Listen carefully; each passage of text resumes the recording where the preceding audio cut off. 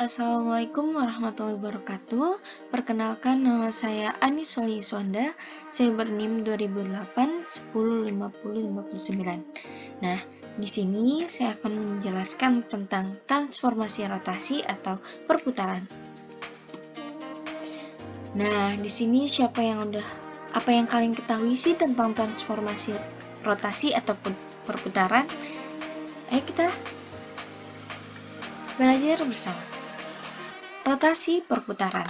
Rotasi atau pemutaran merupakan salah satu bentuk transformasi yang memutar setiap titik pada gambar sampai sudut dan arah tertentu terhadap titik yang tetap. Titik tetap ini disebut dengan rotasi. Besarnya sudut dari bayangan benda terhadap posisi awal disebut dengan sudut rotasi. Berapa benda dapat dirotasi dengan pusat rotasi berada di dalam benda itu sendiri?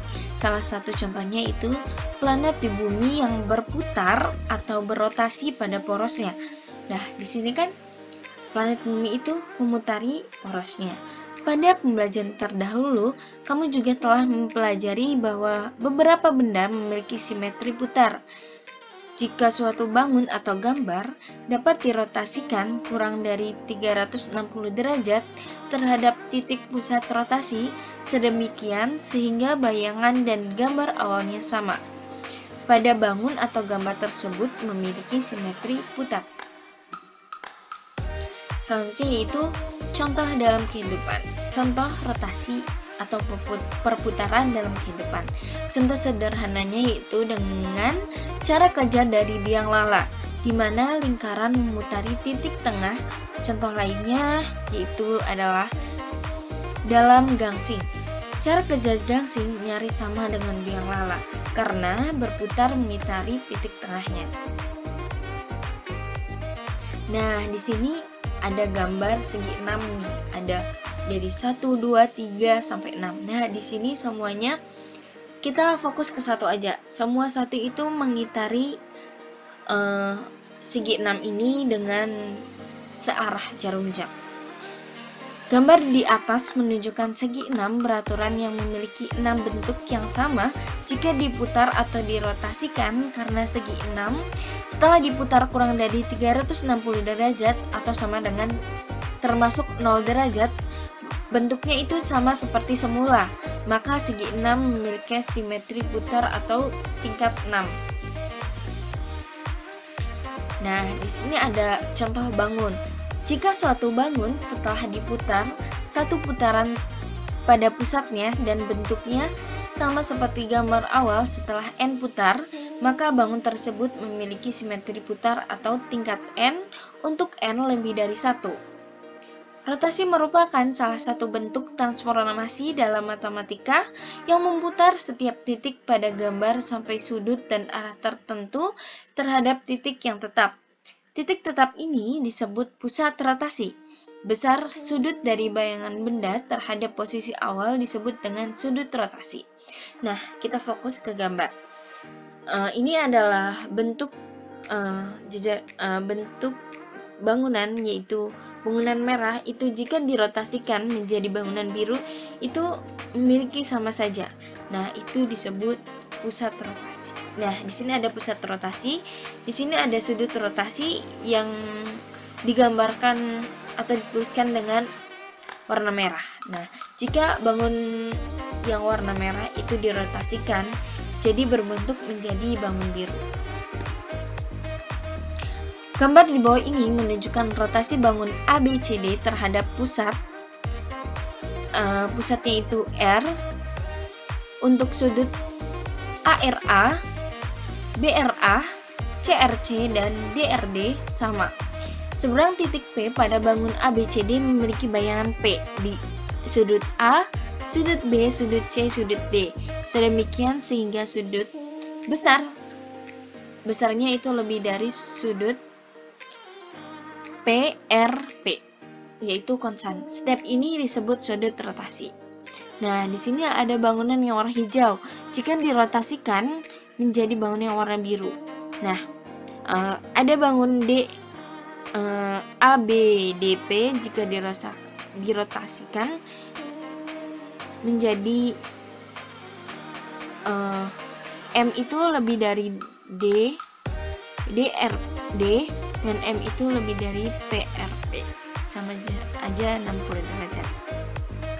Suatu rotasi ditentukan oleh arah rotasi. Jika berlawanan arah dengan arah perputaran jarum jam, maka sudut putarnya positif. Jika searah perputaran jarum jam, maka sudut putarnya negatif.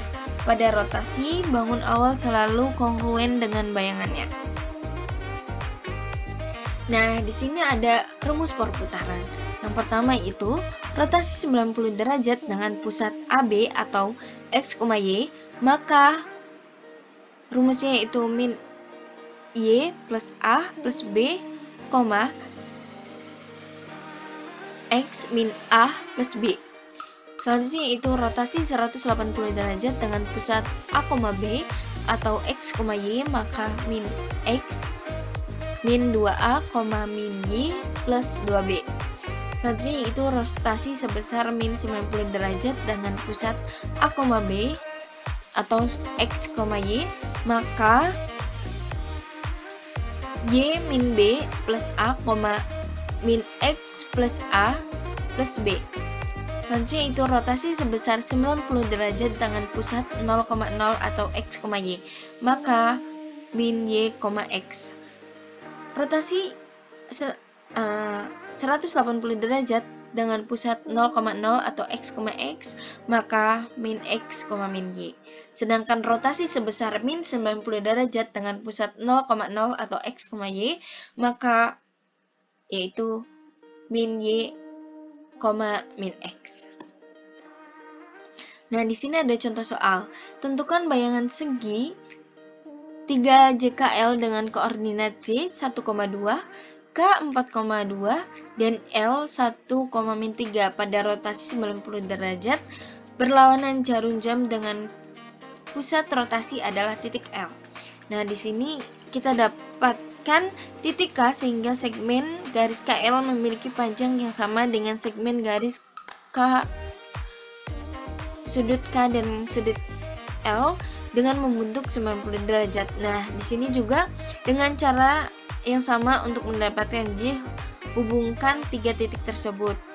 Nah, di sini ada segitiga yang tadinya di L kita rotasikan menjadi yang tadinya bangunan warna merah dirotasikan menjadi bangunan warna biru. Jadi koordinat bangunannya yaitu J, sudut J yaitu min 4, min 3 dan sudut K yaitu min 4,0 dan sudut L 1, min 3. Nah, di sini ada soal latihan untuk teman-teman nih atau untuk adik-adik. Nah, di sini adalah soal. Nah, kalian kerjakan ya.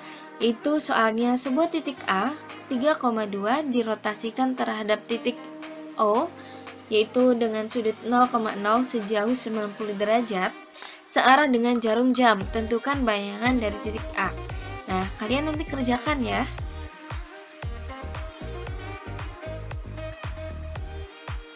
Terima kasih. Nah, jangan lupa follow ya @annis _ss.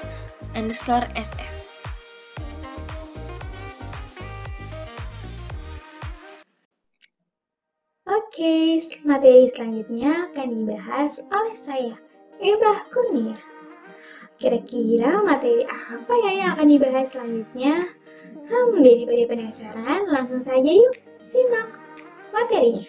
Simak videonya juga ya. Nah, di sini ialah materi dilatasi transformasi. Gambarnya begitu ya, dilatasi transformasi. Maksudnya apa sih? Oke, selanjutnya ada yang tahu apa itu dilatasi? Dilatasi atau perkalian adalah peristiwa transformasi yang mengubah ukuran, memperbesar atau memperkecil suatu bangunan, tetapi tidak mengubah bentuk bangunannya. Contohnya gimana ya? Nah, ini di sini ada contohnya teman-teman. Ada 3 buah segitiga siku-siku. Ada yang kecil, ada yang sedang, dan ada yang besar. Nah, dari pengertian tadi bahwa dilatasi itu peristiwa transformasi yang mengubah bentuk ukuran, tetapi tidak mengubah bentuk bangunannya. Nah, di sini sudah jelas ya teman-teman, dari ukuran yang kecil, kemudian yang sedang, dan besar itu dirubah atau ditransformasikan ke bentuk ukuran yang lebih besar atau lebih kecil dengan syarat tidak mengubah bangunannya. Oke, sampai sini paham ya teman-teman? Oke, next. Apa ya? Dilatasi juga ternyata membutuhkan titik awal dan faktor skala. Apa itu? Nah, ada yang tahu bagaimana rumus-rumus pada dilatasi? Jadi penasaran ya, apa sih rumus-rumusnya bagaimana? Oke, ini dia rumus-rumus dilatasi.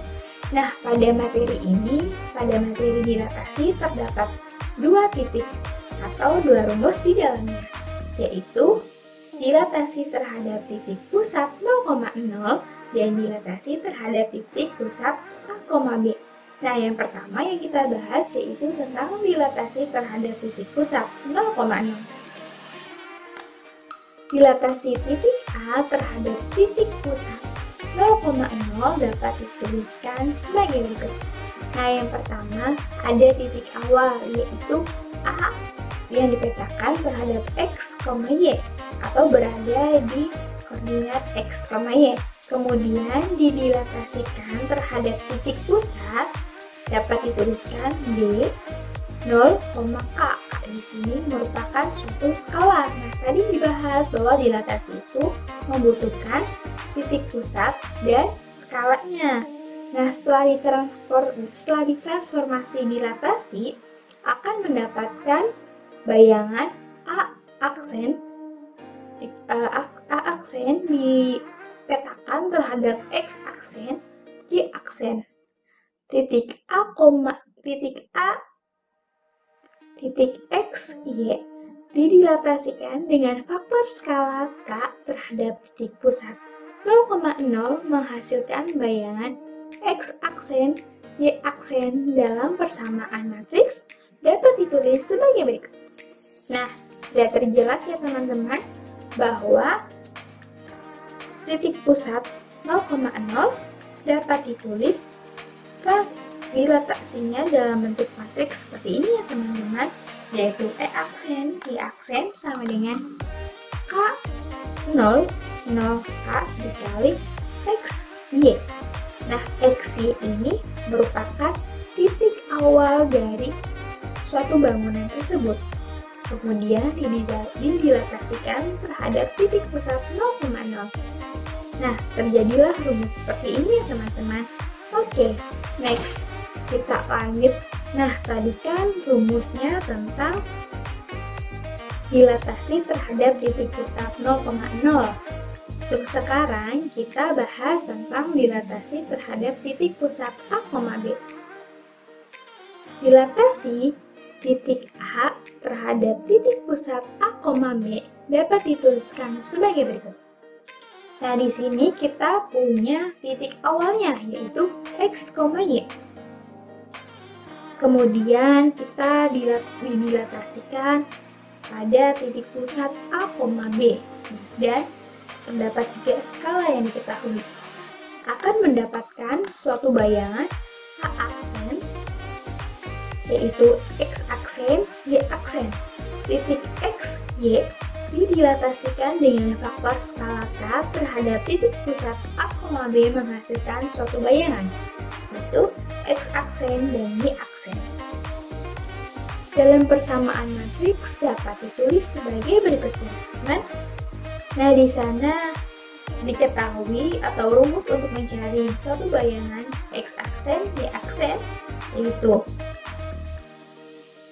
skalarnya dulu K 0, 0K dikali X dikurangi A, Y dikurangi B, ditambah A, B.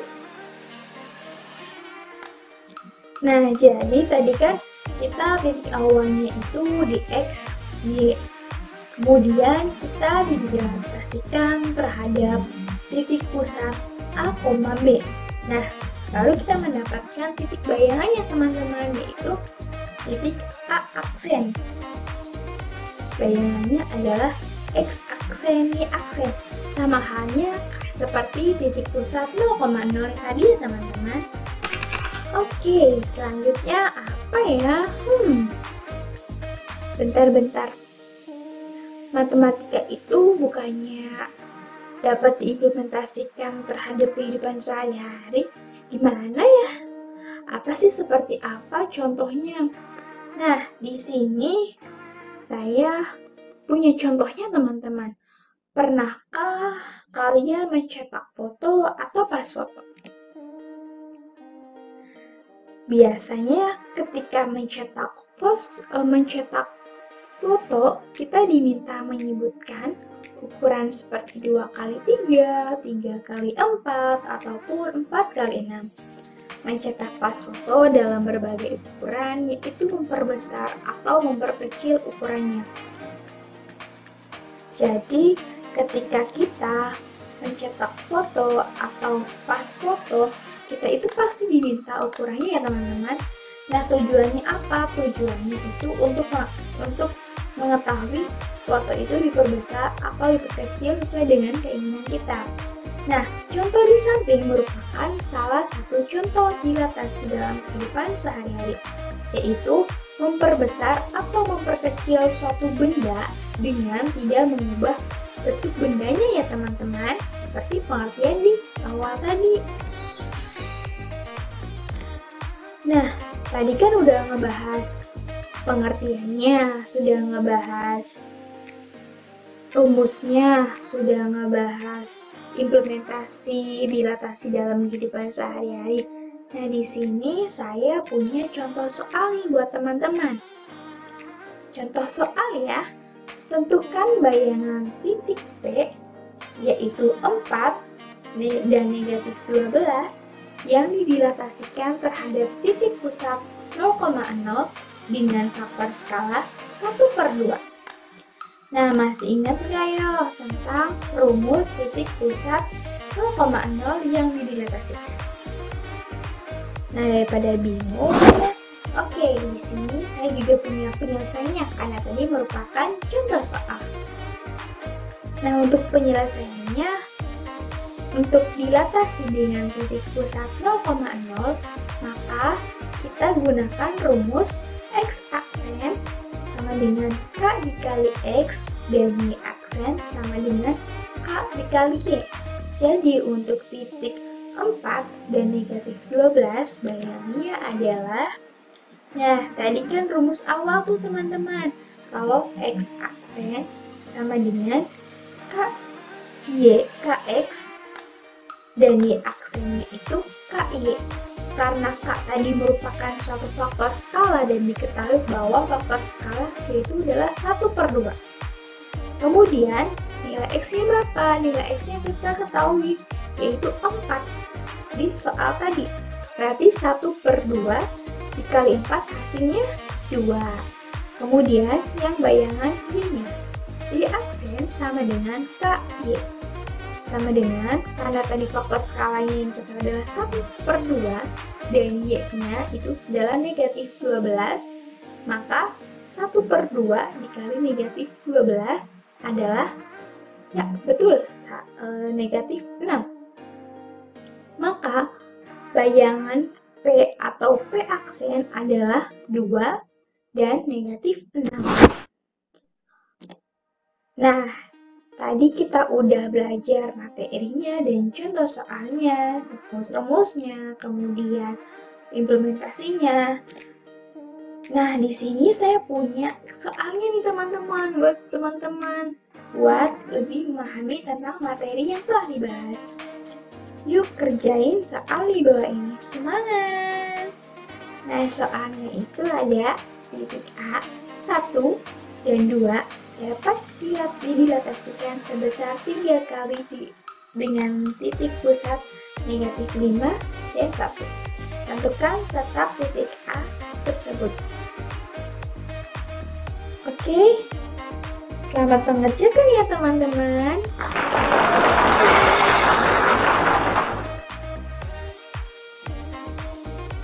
Nah, presentasi kali ini hanya sebagai jembatan kecil untuk meraih hal yang lebih indah. So, keep spirit to fight in the future, bestie. Size as you can, and thank you all. Nah, di sini juga ada quote of the day. Sedikit kemajuan setiap hari di dalam dirimu menambah sesuatu sehingga hasil yang besar. So, jangan stuck di satu tempat ya teman-teman, belajar terus sampai impian teman-teman tercapai. See you next video.